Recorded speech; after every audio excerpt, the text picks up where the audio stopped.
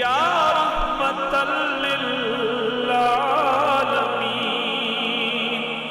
ادرک لزین العابدین۔ متقی کی تعریف، المتقی من یقی نفسہ اما یضرہ فی الآخرہ، متقی اس کو کہتے ہیں جو ہر اس چیز سے اپنے آپ کو بچائے جو قیامت میں اس کو نقصان پہنچانے والی ہے۔ اب متقی کا چیپٹر کھولتے وقت سب سے پہلی بات کہی ہے الذین یؤمنون بالغیب، عقیدے کی بحث چھیڑ دی ہے کہ جن کا عقیدہ ٹھیک ہے، غیب پر ایمان رکھتے ہیں۔ ایک تو یہ معنی کہ بن دیکھے رب کو یقین کرتے ہیں، ایک معنی یہ کہ جو اللہ نے حضور کو علم غیب عطا کیا ہے اس پر ایمان رکھتے ہیں۔ اور اس کے بعد کہا کہ ایسا عقیدہ جس کے پشت پر عمل کوئی نہ ہو، یہ عقیدے کی سچائی کو ریکٹیفائی نہیں کرتا، اس کی تصدیق نہیں کرتا۔ جس کا عقیدہ اچھا ہو اس کا عمل بھی اچھا ہونا چاہیے۔ نماز قائم کرتے ہیں اور اس میں سے جو انہیں دے رکھا ہے خرچ کرتے ہیں۔ اس کا مقصد یہ ہوا راہ مولا میں خرچ نہ کرنا یہ جھوٹے نمازی کی علامت ہے۔ بات پلے بڑی نہیں پڑی؟ یار جس کا عقیدہ صحیح ہے، نمازی ہے، اللہ کے نام پر سوال کرو تو اس کے پیٹ میں درد ہی پڑ جائے، تو پھر یہ اس کے نہ عقیدے کی سچائی کی شہادت بن سکتی ہے نہ اعمال کی سچائی کی شہادت بن سکتی ہے۔ حضرت عیسیٰ علیہ السلام کی ایک مرتبہ ملاقات ہوئی شیطان سے، تو پوچھا کچھ اپنا حال بتا سکتے ہو؟ اس نے کہا کہ میں ان صوفیوں سے، زاہدوں سے، مولویوں سے، پیروں سے، داڑھیوں والوں سے، تاجر خانوں سے بڑا خوش ہوں کہ جن کو 24 گھنٹے کہتا رہتا ہوں کہ نماز نہ پڑھو، روزہ نہ رکھو اور یہ تہجد نہ پڑھو، نفلیں نہ پڑھو، لیکن وہ میری ایک نہیں مانتے۔ کوئی اللہ کے نام پر مانگنے والا ان کے سامنے لے آتا ہوں کہ چل ان سے مانگ، ان کو کہتا ہوں کہ کچھ دیا تو یہ روزانہ مانگنے کے لیے آ جائیں، دوسروں کو بتلائیں گے وہ بہت دیتا ہے، چلے جاؤ اس کے پاس، تو دور سے مانگنے والے کو تو اللہ کریم فرماتے ہیں کہ اگر سچ مچ اس نے مجھے خدا مانا ہوتا تو میرے نام پر جو مانگنے آیا اس کو یہ جھڑکیاں دیتا ہے، اس کے اعمال پر لکیر پھیرتا ہے، اس کے اعمال میری بارگاہ میں منظور ہونے کے قابل نہیں ہے، میرے نام کی حتک کرتا ہے، کنجوس ہے۔ السخی حبیب اللہ ولو کان فاسقا، البخیل عدو اللہ ولو کان ساحرا۔ سخی اللہ کا دوست ہوتا خواہ کتنا فاسق و فاجر بھی کیوں نہ ہو، اور کنجوس اللہ کا دشمن ہوتا خواہ کتنا خواہ کتنا پرہیزگاری کیوں نہ ہو۔ یہ جو کتابیں ابھی ہوئی نا تو میں نے ایسے برکت کے لیے کھولی تو مسند الفردوس میں ایک حدیث پہلی جو مجھے ملی وہ یہ ملی، حضرت انس رضی اللہ عنہ بھی ہے کہ رب کریم فرماتے ہیں کہ یہ کافر ہے، اس نے نہ میرا کلمہ پڑھا نہ میرے یار کا کلمہ پڑھا ہے، تو بندہ سخی ہے، تو اس کو دوزخ میں لے جاؤ پر دوزخ والا عذاب نہ کریں، رہے گا دوزخ میں لیکن دوزخ والا عذاب نہیں ہوگا۔ ہے دیکھا کہ کفر کی حالت میں کوئی نیکی قابل قبول نہیں، لیکن سخاوت کی پھر کی ہے دوزخ میں۔ سخیوں کی دنیا ہی الگ ہے۔ سخیاں سے اموال بھر بھی خورن، بخیلاں میں سی مذہب بھی خورن۔ جو کچھ ہم نے انہیں دے رکھا ہے اس میں سے وہ خرچ کرتے ہیں۔ سخاوت بڑی چیز ہے۔ یہ جو زکوٰۃ دینا یہ سخاوت نہیں ہے، یہ تو ڈیوٹی ہے۔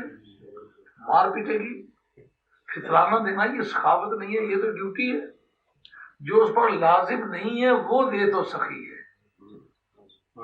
لیکن اب مشکل یہ ہوتی ہے مسجدوں میں دیکھتے ہیں اگر مسجد کے لیے چندہ ہو رہا ہے تو بڑی بڑی داڑھیوں والے بڑے لمبے کرتے پہنے 60 رکعت نیت کر لیتے، جب تک چندے کا خطرہ ٹل نہ جائے اس وقت تک سجدے کے نام نہیں لیتے۔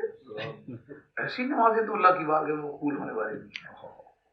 بلکہ ہمارے صوفی نے لکھا ہے کہ ہر صوفی کو، ہر پیر کو، ہر عبادت گزار کو یہ وظیفہ پڑھتے وقت یہ فالتو سخاوت کرنی چاہیے، اگر نہ کرے تو یہ اعمال مقبول نہیں ہوتے۔ ہاں یہ جو صوفیہ میں اللہ لوگ سخی گزرے ہیں نا، نبی پاک علیہ السلام کی ذات پاک کا دھیان کرو. اصل میں تو حضور کی ذات نمونہ ہے نا. بخاری اور راوی جابر بن عبداللہ انصاری کہتا کانا میں عادت ہی لا یقول اللہ. حضور کی بارگاہ میں آ کے کوئی سوال کرتا حضور کی عادت ہی نہیں تھی کہیں کہ نہیں واہ کیا جود و کرم ہے شاہب الخان تیرا, نہیں سنتا ہی نہیں مانگنے والا تیرا. کافی وقتوں کے فاقے کے بعد کچھ روٹی آئی تو سرکار کھانے لگے تو کسی سائل نے سوال کیا, باہر روٹی لے کے دروازے پر چلے گئے کہ چلو پیغمبر کا گھر ہے, فاقہ تو پہلے بھی ہے, چلو اور کاٹ لیں گے, اس کا گھر تو پورا ہو. ایسی خدا کنجوس کی سخاوت سے بھی بچائے, جو دے بھی تو شرمندہ ہی کرتا ہے. ہاں, اور ایک جگہ ہماری کتابوں نے حکایت کے طور پر لکھا ہے کہ فلاں اتنا کنجوس تھا کہ اگر اس کے پاس سوئیوں کے 10-12 مکان بھرے ہوئے ہوں, حضرت یعقوب علیہ السلام تشریف لائیں کہ میرے یوسف کا کرتا پھٹ گیا ہے تو میں وہ سی کے نہ سوئی تجھے واپس کر دوں گا.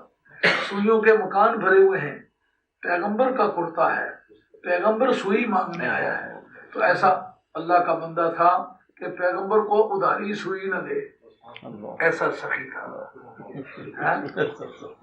نبی کریم علیہ السلام کی بارگاہ میں سائل نے سوال کیا سرکار کا فاقہ تو ہے ہی, چلو اس کو گھر تو پورا کرو, اگر اس کو تھوڑا بہت کاٹ کوٹ کے دیں تو اس کی ضرورت پوری نہیں ہوگی, کچھ اس کو اتنا دینا چاہیے کہ اس کی ضرورت پوری ہو جائے.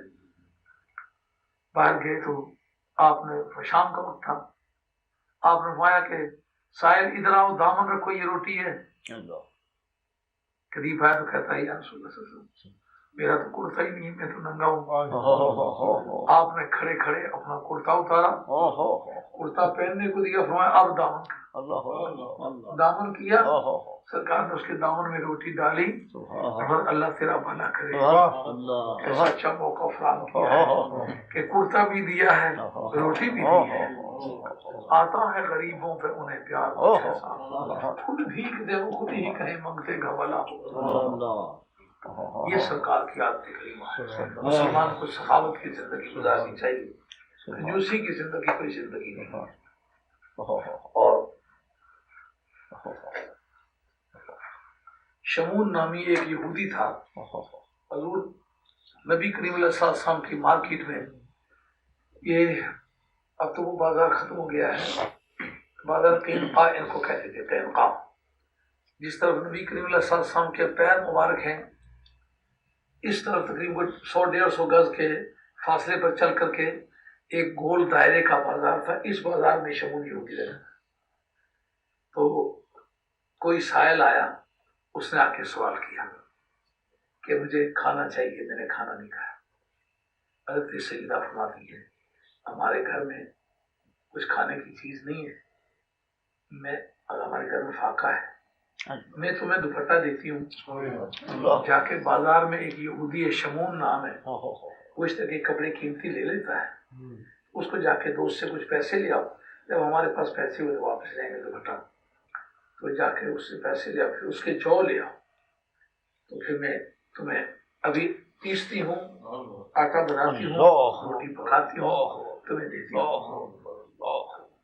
اور وہ ایسے کیا, یا وہ خود گیا یا جناب سیدہ نے اپنے کسی خادم کو بھیجا, مگر ہوا ایسے آپ کا دوپٹہ بازار میں بکا اور چاول آئے گئے, جناب سیدہ نے پیسے اور پیس کے اپنے ہاتھ کے پیسے ہوئے جو آٹا بنا کے, آٹا گوندھ کے, روٹی پکا کے سائل کو دی. انہوں نے کہا میں نہ سائل ہوں نہ بھوکا ہوں, میں نے اپنی آسمانی کتابوں میں پڑھا تھا کہ سچے نبی کے خاندان کے لوگوں میں ایسی سخاوت ہوگی کہ وہ سائلوں کی ضرورتوں کو پورا کرنے کے لیے اپنے بدن کے کپڑے بیچ دیں گے, لیکن سائلوں کی ضرورت کا وجود نہیں کریں گے.